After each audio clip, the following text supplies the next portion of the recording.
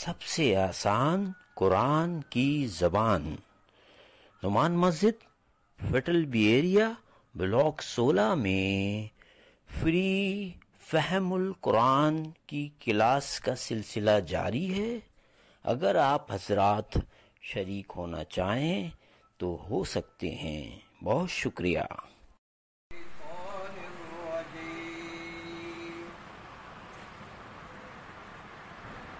بسم اللہ الرحمن الرحیم۔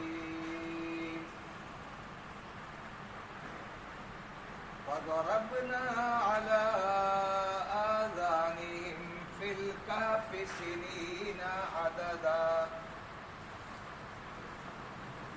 ثم بعثناهم لنعلم أي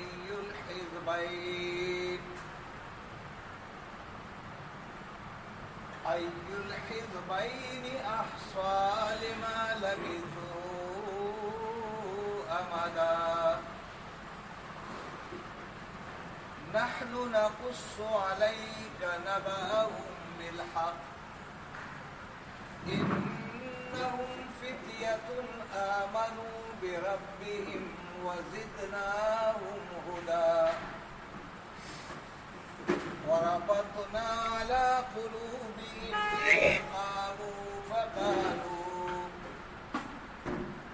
فقالوا ربنا رب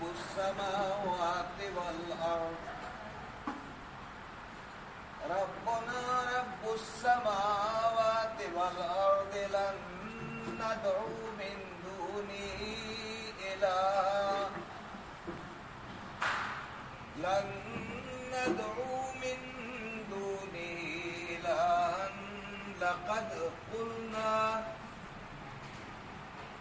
لقد قلنا إذا شططا صدق الله العظيم۔ رب اشرح لي صدري ويسر لي أمري واحلل عقدة من لساني يفقهوا قولي۔ السلام علیکم ورحمۃ اللہ وبرکاتہ۔ اللہ تبارک و تعالیٰ کا کرم ہے کہ اس نے ہمیں ایمان کے ساتھ صحت کی نعمت سے بھی مالا مال کیا ہے، اور اس ایمان اور صحت کی وجہ سے اللہ تبارک و تعالیٰ نے آج ہمیں باجماعت نماز ادا کرنے کی توفیق عطا فرمائی، اور پھر زندگی میں پہلی بار سورۃ الکہف کی ان بہترین اور بہت اٹریکٹیو آیات کو، دل نشین آیات کو، جن سے ہم سبق حاصل کریں گے، ان آیات کے سامنے بیٹھنے کے لیے، غور و فکر کرنے کے لیے، سوچنے اور سمجھنے کے لیے، ایک دوسرے کی اصلاح کرنے کے لیے بیٹھنے کو قبول کیا ہے۔ اللہ تبارک و تعالیٰ قرآن مجید کے سامنے ان لوگوں کو بٹھا کر کے قبول کرتا ہے جن کے دلوں میں قرآن کے لیے طلب پیدا ہو جائے۔ اللہ تبارک و تعالیٰ نے آپ کی طلب کو قبول کیا۔ اگر آپ طلبگار نہ ہوتے تو آپ بھی قرآن کے قریب نہ بیٹھتے۔ یہ اس رب کا خصوصی کرم ہے جس نے اتنے لوگوں میں آپ کو قبول کیا۔ لیکن آپ غرور نہ کریں، تکبر نہ کریں، بلکہ اپنے ان بھائیوں کے حق میں دعا کریں کہ ان سب کو ہمارا معاون اور مددگار بنا دے۔ ان کو قرآن اگر زیادہ آتا ہے، ان کو سنانے والا بنا دے اور ہمیں سننے والا بنا دے۔ ہماری کوشش ہے کہ ہم الفاظ کو بریک کریں گے، آسان بنانے کی کوشش کریں گے، تاکہ ہم ان آیات کی روشنی میں اپنی زندگی کا جائزہ لے سکیں۔ یہ ان نوجوانوں کا ذکر ہے، اصحاب کہف کے نوجوانوں کا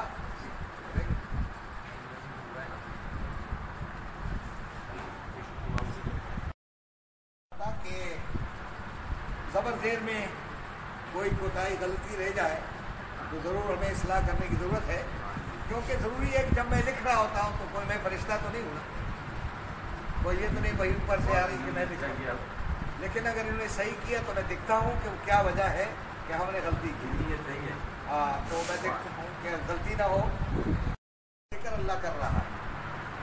کہ انہوں نے بادشاہ کے سامنے، حکومت کے سامنے کھڑے ہو کر جس جرت کا مظاہرہ کیا ہے، اور پھر اپنی قوم کو چھوڑا، اپنی ملت کو چھوڑا، اور اپنے لوگوں کو چھوڑ کر کے ان کے جو عقیدے کو انہوں نے کہا کہ ہم یہ عقیدہ نہیں تسلیم کریں گے، اور وہاں سے نکل کر کے ان لوگوں کی ہدایت کے لیے، ان لوگوں کی رہنمائی کے لیے، ان لوگوں کو صحیح راستے پہ لانے کے لیے انہوں نے کہا کہ ہم یہ غار میں چلے جائیں۔ یہ ان کے دل میں اللہ نے ڈال دیا، اور غار میں جا کر بیٹھیں گے نہیں، بلکہ ہم پلاننگ کریں گے، سوچیں گے، غور کریں گے کہ اس معاشرے کی بھلائی اور اس معاشرے کی بہتری کس طرح ہوگی، اور ہم کس طرح یہ کام کر سکیں گے، کیونکہ بادشاہ بھی ہمارا مخالف ہے، ہماری قوم بھی ہماری مخالف ہے، کوئی بھی ہمیں تسلیم کرنے کے لیے تیار نہیں ہے۔ اس لیے ہم وہاں جا کر اپنے رب سے لو لگائیں گے اور تنہائی میں اپنے رب سے دعا کریں گے کہ اللہ اس راستے کے لیے ہمیں آسانی کر دے۔ تو جب وہ جا کے غار کے اندر گئے تو قرآن کہتا ہے کہ اس اول فتیت ہو، یہ وہ چند نوجوان ہیں، یاد کرو ان کے بارے میں، جب انہوں نے کیا کر دی، پناہ لی الالکہف، اس غار میں، فقالو، اور غار میں داخل ہوتی ہے، انہوں نے دعا مانگی ہے۔ اس دعا کو اللہ تبارک و تعالیٰ نے میرے لیے اور آپ کے لیے اس لیے ثبت کیا ہے کہ اگر آپ کے اوپر ایسی مصیبت، تکلیف، پریشانی اور ایسا ولولہ جذبہ آپ کے اندر ہو تو آپ بھی مل کر کے یہ دعا مانگا کریں۔ پھر اللہ کس طرح رحمتوں کی بارش کرتا ہے۔ تو ان کی دعا کیا تھی، ربنا آتنا من لدنک رحمہ، اے اللہ اس غار میں ہم داخل تو ہو گئے لیکن تیرے رحمت کے دروازے کھل جائے تو ہمارے لیے غار بھی کیا ہو جائے گا، ایک جنت نما بن جائے، تو تیرے در میں کمی نہیں ہے، اے اللہ اپنی رحمت کے دروازے کھول دے ہم پر، وَهَيِّئْ لَنَا، اور ہمارے لیے اسباب بنا دے، من امرنا، ہمارے اس معاملے میں جس کے لیے ہم یہاں آئے، کیا کر دے، رشدہ، ہر طرح کی بھلائی اور ہر طرح کا اچھا معاملہ ہمارے حق میں کر دے کہ یہاں سے ہم جائیں تو ہم ان کے لیے بہتر لوگ ثابت ہو جائیں۔ اور یہی نبی اکرم صلی اللہ علیہ وسلم جب غار سور میں گئے تھے تو اس سے پہلے جو دعا مانگی ہے، جب وہ مدینہ کی طرف ہجرت کرنے لگے تھے تو وہ دعا آپ کو یاد ہوگی کہ رب ادخلنی مدخل صدق واخرجنی مخرج صدق واجعلنی من لدنک سلطانا نصیرا، یہ دعا مانگی تھی نبی اکرم صلی اللہ علیہ وسلم نے۔ تو آپ غور کریں قرآن مجید میں کہ انبیاء کرام نے مختلف اوقات میں کیا دعائیں مانگی ہیں۔ اس طرح یونس علیہ السلام جب مچھلی کے پیٹ میں گئے اپنی قوم سے ناراض ہو کر کے کہ قوم سمجھنے والی نہیں ہے، ان کے ساتھ ہم کریں کیا، تو وہاں انتظار کیے بغیر وہی کا مچھلی نے اپنے پیٹ میں لیا اور پھر وہاں دعا مانگی ہے، ربنا، کیا دعا مانگی، لا الہ الا انت سبحانک انی کنت من الظالمین۔ تو ان کو پھر رہائی ملی، اور رہائی ملنے کے بعد جب قوم کی طرف گئے تو اللہ تبارک و تعالیٰ نے ان کی قوم کے دلوں کے اندر نرمی پیدا کر دی تھی اور وہ درست ہونے شروع ہو گئے تھے۔ اسی طرح انہوں نے دعا مانگی ہے۔ اب انہوں نے دعا مانگی تو اللہ تبارک و تعالیٰ فرماتے ہیں کہ جو ہی انہوں نے یہ دعا مجھ سے مانگی، فضربنا، ہم نے ان کے کانوں پر کیا کر دی، تھپکی دے دی، اللہ اکبر، فضربنا، بس ترجمہ کریں گے آپ دیکھیں، بس تھپکی دی، اور ناک کے معنی کیا ہوتا ہے، ہم نے، یہ رائٹنگ نظر آ رہی ہے آپ کو، مشکل ہے، ہلکی ہے، اگر ہلکی ہے تو میں دوسری رائٹ لگاتا ہوں۔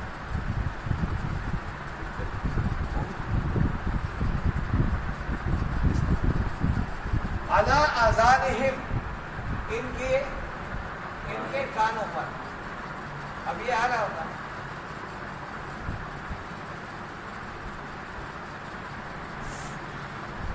اللہ فرماتے ہیں کہ ہم نے ان کے کانوں پر کیا کر دی، تھپکی دی. کیا مطلب تھا؟ ہم نے ان کے کانوں کو ان لوگوں کے جو ظلم جاتی اور جو شور شرابہ بیہودہ باتیں تھی اس سے کیا کر دیا؟ کان بند کر دیا. وہاں جا کر غار میں بالکل سکون کے ساتھ. اور دوسرا ترجمہ یہ ہے کہ ہم نے ان کو سلا دیا. اب آپ دیکھیں پھر کہاں پہ کاف پہ. یہ کاف کے معنی غار میں نا، یعنی اس غار میں ہم نے ان کو ان کے کانوں پر تھپکی دے کر ان کو سلا دیا. سنینا عددا، سال ہا سال تک، یعنی سنین کہتے ہیں سال ہا.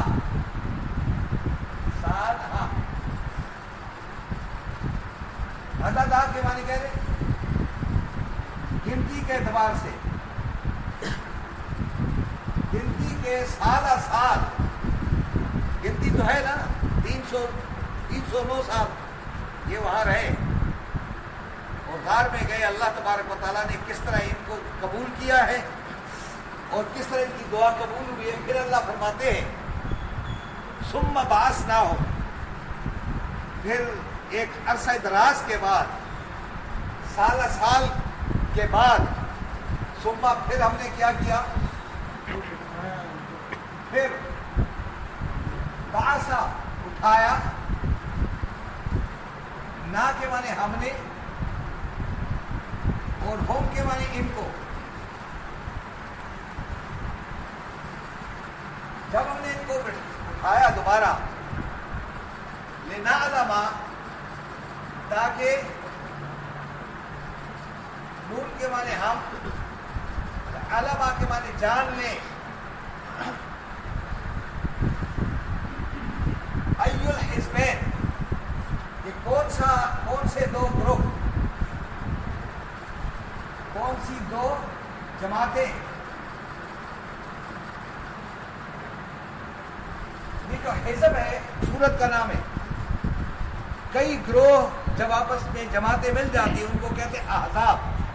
جماعتوں کے لوگ شامل ہو کر کے مسلمانوں کے ساتھ اس میں شامل ہوئے تھے، اس لیے اس کو احزاب کہتے ہیں، جنگ احزاب. اور یہ حزبین کہتے ہیں دو جماعتیں. اب دو جماعتیں کون سی تھی؟ لوگوں میں دو جماعتیں بن گئی. خود ان دونوں یہ جو غار میں ہیں ان کی دو جماعتیں بن گئی، کیونکہ ایک جماعت کہہ رہی تھی کہ پتہ نہیں کتنا عرصہ ہم رہے. ایک نے کہا ہم ایک دن رہے، دوسرے نے کہا نہیں یار ایک دن نہیں رہے، ہم آدھا دن رہے. تو دونوں کے اندر اختلاف آ گیا. اور جو یہ خود تھے اور جو لوگ باہر کے لوگ تھے وہ اگر گنتی کرے کہ یار کیا ہوا کتنے عرصہ، ان کے اندر بھی اسی طرح دو گروہ بن گئے تھے. احسا، زیادہ گنتی کرنے والا،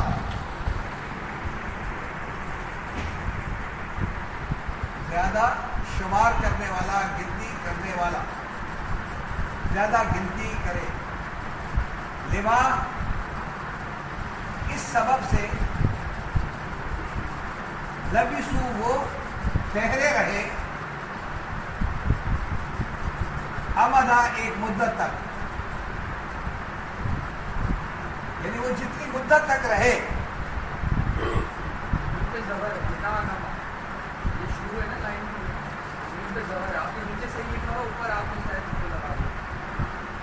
اچھا، تو یہ کہ کتنی مدت تک وہ وہاں رہے. تو اب آپ دیکھیں کہ وہ دو گروہ بن گئے دونوں کو. جب آپس میں بات کرنے لگے پتہ نہیں یار کتنی دیر تک ہم سوئے رہے. ان کو نہیں پتا تھا کہ ہم 309 سال تک سوئے رہے. انہوں نے کہا کہ ہم تو یہاں ایک دن سوئے یا آدھا دن سوئے یا کوئی پتہ نہیں. تو اس طرح ان کے درمیان بھی تو یہ ہم دیکھنا چاہتے ہیں کہ دیکھو کسی کو نہیں پتا ہوتا ہے، یہ سب پتہ کس کو ہوتا ہے. اور وہ 100 سال 200 سال 300 سال تک بھی سلائے تو اس کے لیے کوئی مشکل نہیں ہے. اس لیے قیامت کے دن جب ہمیں اٹھایا جائے گا تو ہم بھی ایک دوسرے پوچھیں گے کہ کتنی دیر ہو گئی یار. تو ایک کہے گا نہیں یار یہ تو ایک صبح تھی یا شام تھی جو وقت گزر گیا. یعنی پورا زمانہ گزر گئے، لیکن وہ یہ کہے گا کہ ہم باسنا من مرقدنا، ہمیں اپنے خوابگاہوں سے کس نے جگا دیا۔ جب یہ آیت آتی ہے تو قرآن کہتا ہے کہ عذاب قبر نہیں ہے، کیونکہ قبر سے اٹھنے والے سارے لوگ کیا کہیں گے؟ من بعثنا من مرقدنا، آج ہمیں اپنی خوابگاہوں سے کس نے، جو خواب میں ہوتا ہے اس کو عذاب نہیں ہوتا ہے، لیکن یہ بھی ممکن ہے کہ بعض اوقات خواب میں بھی کیا ہوتا ہے، آدمی پریشان ہو جاتا ہے۔ تو یہ اللہ کا معاملہ ہے، ہم نہیں جانتے ہیں، لیکن جب اٹھائے جائیں گے تو سب یہی کہیں گے، ایک سے پوچھیں گے یار کتنی دیر ہم سوئے رہے، تو کہیں گے یار یا صبح تھی یا کوئی شام کا ٹائم تھا، بس اتنا ہی گزر گیا، یہ زندگی تھی ہماری۔ برکتہ جہاں ہم لیٹے رہے، برکت اس جگہ کا نام ہے۔ ان کو بھی کیا رقود اور اکاس کا لفظ استعمال ہوا ہے۔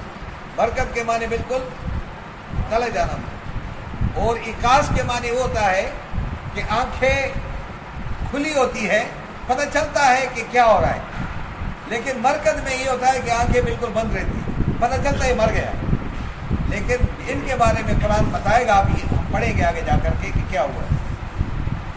اب اللہ تبارک و تعالیٰ فرماتے ہیں نحن نقص علیک نبأ، اب ہم آپ کو قصہ سناتے ہیں۔ اب اللہ کے تبارک و تعالیٰ فرماتے ہیں میں ان نوجوانوں کا قصہ آپ کو خود سناتا ہوں، اے نبی صلی اللہ علیہ وسلم۔ نحن، ہم، اور پھر نون آ گیا، ہم ہی سناتے ہیں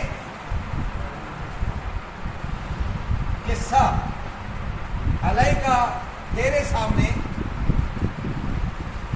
نبأ، خبر، ہم ان کی، یعنی ان کی خبر کا ایک قصہ ہم کیا کرتے ہیں، آپ کو سناتے ہیں، بالحق کے، حق کے ساتھ، صحیح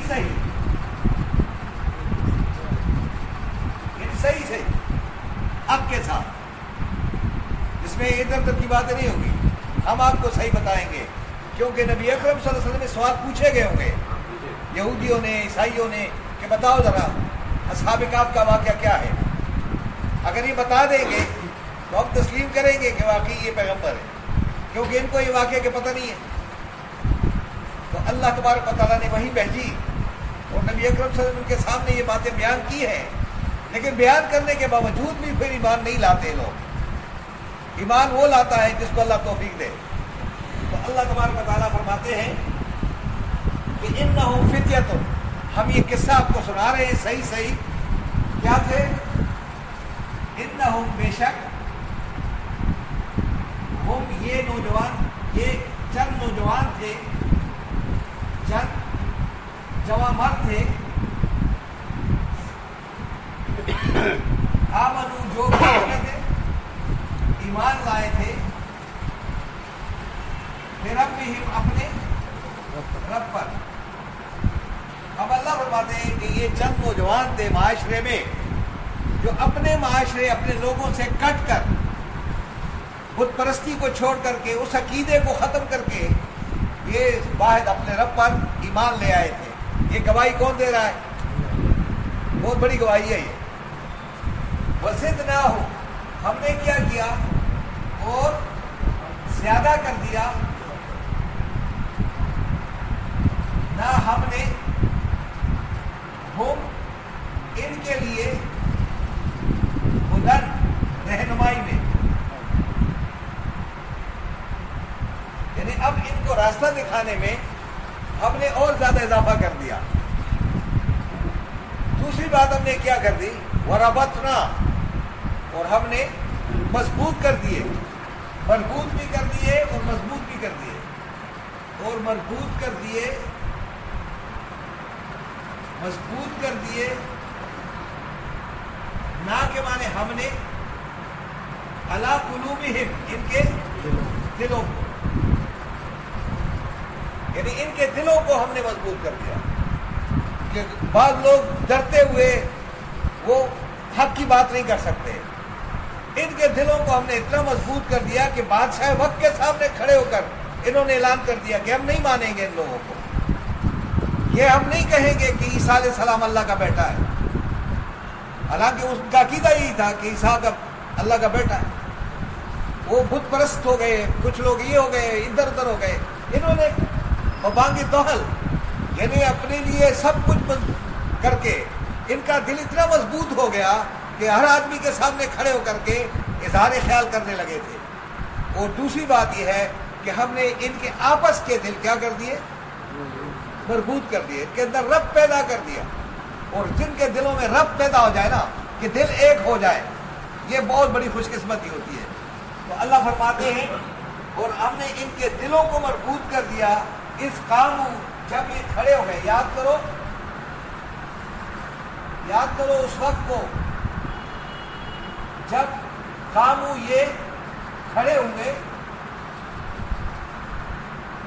قوم کے سامنے، جب یہ قوم کے سامنے کھڑے ہو گئے اور اعلان کیا فقالو، پھر انہوں نے اعلان کر دیا فقالو، بس اعلان کر دیا کہ اب تو نظر نہیں آ رہا، مجھے افسوس ہے اور وہ ہے، لیکن آپ سن تو رہے ہیں نا۔ بس انہوں نے اعلان کر دیا، پکار کر کے کہا لوگوں سے کہ ربنا، ہمارا رب تو وہی ہے، ربنا ہمارا رب وہ ہے جو کیا ہے، رب السماوات، جو کیا ہے آسمانوں کا رب ہے۔ یعنی ہم کس رب، یہاں لکھا ہوا ہے نا کہ یہ اپنے رب پر ایمان لائے تھے، یہاں کچھ لکھا ہوگا آمنوا بربہم، انہوں نے اب اس کا اعلان کر دیا لوگوں کے سامنے، یہ اوپر رب اللہ کہہ رہا ہے۔ اب انہوں نے قوم کے سامنے کھڑے ہو کر کے کہا کہ یاد رکھو کہ ہم اس رب پر ایمان لائے ہیں، اس پروردگار پر ایمان لائے ہیں جو آسمانوں اور زمین کا کیا ہے، رب ہے۔ اس لیے عیسیٰ علیہ السلام یا کوئی اور پیغمبر رب السماوات نہیں ہے، کوئی اور رب ہو ہی نہیں سکتا ہے۔ رب ہمارا وہی ہے جو آسمانوں کا رب ہے، ہم نے ان کو تسلیم کر لیا ہے۔ اب آپ کا عقیدہ یہ ہے کہ بت کے سامنے جھک جاؤ، کسی اور سے در سے مانگو، ہم کسی اور در سے مانگتے نہیں ہیں، ہم کسی ایک در سے مانگیں گے۔ یہ ان کا عقیدہ تھا کہ رب السماوات والارض، اور زمین کا رب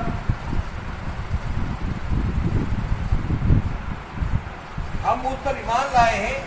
اب ہم کیا کریں گے؟ لن ندعو، ہرگز نہیں، نون کے معنی ہم اور داؤ کے معنی پکاریں گے، یعنی کسی من دون ہی، اس کے علاوہ، الہن کسی بھی معبود کو، یعنی جو تم نے اپنے لیے معبود بنائے ہیں طرح طرح کے، ہم تمہارے کسی ایک معبود کو بھی تسلیم، یہ آسان کام نہیں ہے، بہت مشکل کام ہے۔ یہ باتیں میں کر رہا ہوں یہاں پہ، لیکن جب قوم کے سامنے عقیدے کے خلاف بات ہوتی ہے پھر سر جدا کرتے ہیں لوگ۔ اس لیے انہوں نے اپنی قوم کے سامنے کھڑے ہو کر کے اعلان کیا ہے کہ ہم تمہارے خداؤں کو نہیں مانتے، تمہارے عقیدے کو نہیں مانتے ہیں، ہم بس اپنے اس ایک رب کو مانتے ہیں جو آسمان اور زمین کا رب ہے، وہ تمہارا بھی رب ہے، ہمارا بھی رب ہے، تم نہیں مانتے اس کو، ہم نے اعلان کر دیا۔ اب جب انہوں نے اعلان کیا تو بادشاہ نے، ان لوگوں نے، اپنے ہی گھر کے لوگوں نے کیا کہا ہوگا کہ یہ ہمارے نہیں ہے، یہ ہم سے علیحدہ ہو گئے۔ اس طرح آج بھی اگر کوئی یہودی اپنی یہودیت سے، عیسائیت سے اگر دین اسلام کی طرف آئیں گے تو کیا ان کو وہ لوگ تسلیم کریں گے اپنے محلے میں، اپنے لوگوں میں؟ اسی طرح اگر ہم صحیح سچے مسلمان بن جائے ہمیں بھی لوگ تسلیم نہیں کریں گے، آپ سروائیول نہیں کر سکیں گے، معاشرہ آپ کو چھوڑے گا نہیں جب آپ حق کی بات، حق کی آواز کو بلند کریں گے۔ انہوں نے حق کی آواز کو بلند کیا تھا۔ تو آگے اللہ فرماتے ہیں لقد قلنا، انہوں نے کہا، اگر قلنا ہم نے کہا بھی، ایسا ہم نے کہا، عزت، تو اس وقت ہم کیا ہو جائیں گے؟ شتتا، بڑی غلطی کر بیٹھیں گے۔ دوسرا ترجمہ یہ ہے کہ ہم حق سے بہت دور ہو جائیں گے۔ یہ لفظی ترجمہ تھا جو ہم کر رہے تھے۔ اب اگر ہم دیکھیں گے کہ ان کا عقیدہ، ان کا نظریہ کتنا بلند ہے، اللہ تبارک و تعالیٰ کس طرح خراج تحسین پیش کر رہا ہے، ایسا ہی ہمارا اللہ تعالیٰ تو کب کرے گا؟ جب ہم اس طرح ہو جائیں۔ ہم کمپرومائز کرتے ہیں، ہم مصالحت کرتے ہیں، ہم مفاہمت کرتے ہیں دین میں، کوئی بات نہیں ہے، ان کے بارے میں کچھ نہ کہو، یار تھوڑا سا ہلکا ہاتھ لگاؤ، کہتے ہیں لوگ نا، یار وہ لوگ بھی تو بیٹھے ہوئے ہیں نا، ان کا بھی خیال کرو۔ انہوں نے کسی کا خیال نہیں کیا، اور دین میں کسی کا خیال نہیں رکھنا چاہیے، خیال رکھنا چاہیے اس رب کا جس نے مجھے اور آپ کو پیدا کیا ہے۔ اس کا قرآن ہی حق ہے، باقی کسی کا کلام حق نہیں ہے۔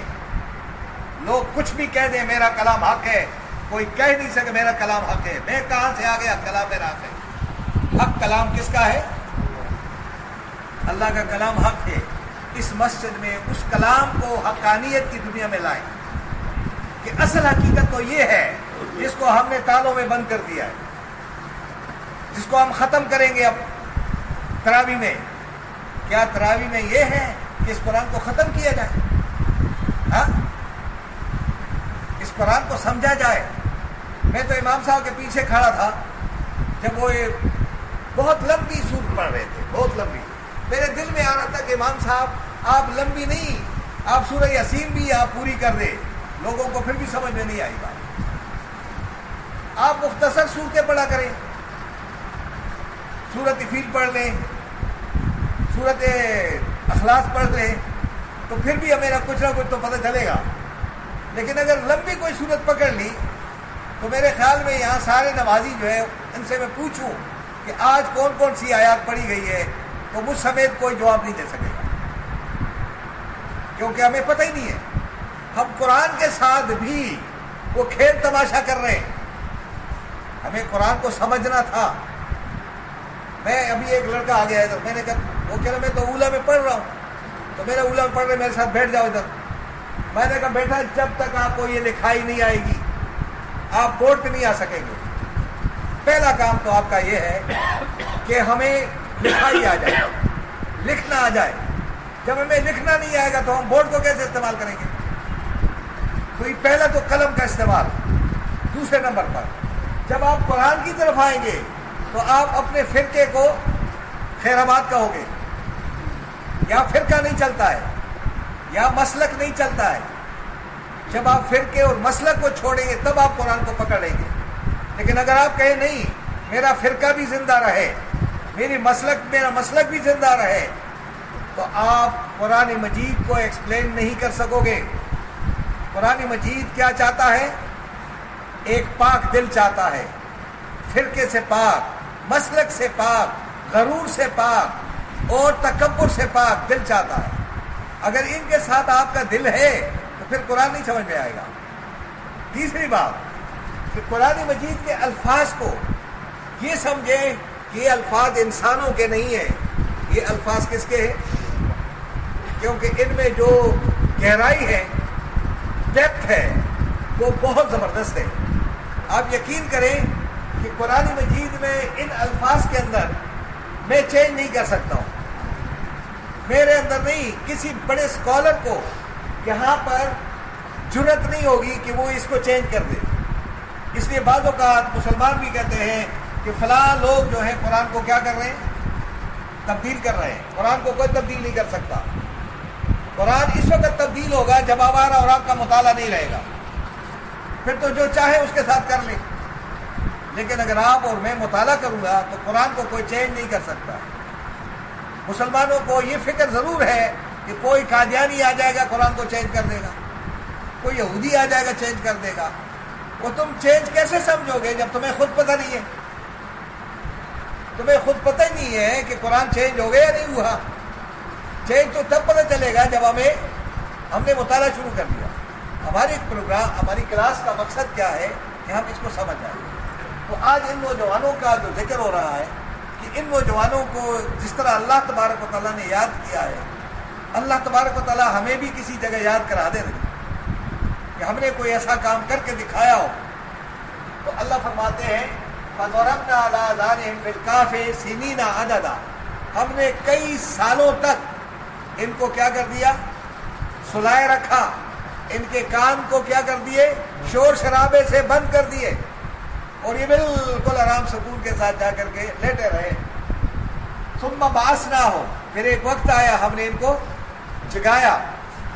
لنعلم ای الحزبین، تاکہ ہم معلوم کر سکیں کہ کون سے دو گروہ جو ہے احسا بہترین گنتی کرنے والا ہے، لما لبثوا امدا، کہ یہ کتنی مدت تک وہاں غار میں ٹھہرے رہے. نحن نقص علیک نبأہم، اس قصے میں اگر آپ کے درمیان کوئی اتفاق نہیں ہے، اختلاف ہے، تو یہ قصہ اے نبی میں آپ کے سامنے خود بیان کرنا چاہتا ہوں. میں وحی کے ذریعے قصہ یہ ہے کہ ہم بیان کرتے ہیں تیرے سامنے اس خبر کو، نوجوانوں کی خبر کو بالحق کے صحیح. انہم فتیۃ، سنو یہ چند کیا تھے؟ نوجوان تھے، جمع مرد تھے. آمنوا بربہم، یہ کیا کیا تھا انہوں نے؟ یہ اپنے رب پر ایمان لائے تھے. آمنوا بربہم وزدناہم ہدی، اور ہم نے کیا کر دیا؟ ان کی جو ہدایت تھی، رہنمائی تھی، اس میں ہم نے اور کیا کر دیا؟ اضافہ کر دیا. یہ شیخ صاحب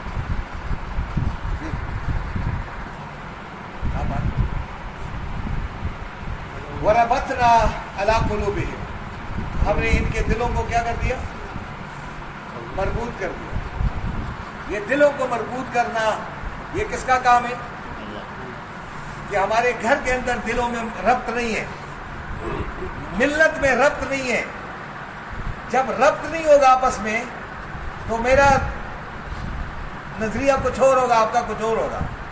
قرآن کیا کرتا ہے؟ آپ کے دلوں کو کیا کرتا ہے؟ مربوط کرتا ہے، دلوں میں ایک جیسی کیفیت کو لاتا ہے. جب ہم سب ایک ہو جائیں گے تو پھر ان چوروں کے پیچھے ہم نہیں جائیں گے، ان ڈاکوں کے پیچھے نہیں جائیں گے، ہم تعصب کے مارے غلط فیصلہ نہیں کریں گے، ہم قوم پرستی سے نجات حاصل کر لیں گے. لیکن اگر ہمارے اندر رب پیدا نہ ہوا، اور رب پیدا کرنے کا ذریعہ صرف اور صرف قرآن مجید ہے، اس قرآن کے قریب نہیں آؤ گے تو آپ رب پیدا نہیں کر سکتے. آپ کے دل مربوط نہیں ہوں گے. صحابہ کے دل مربوط کر دیے کس نے؟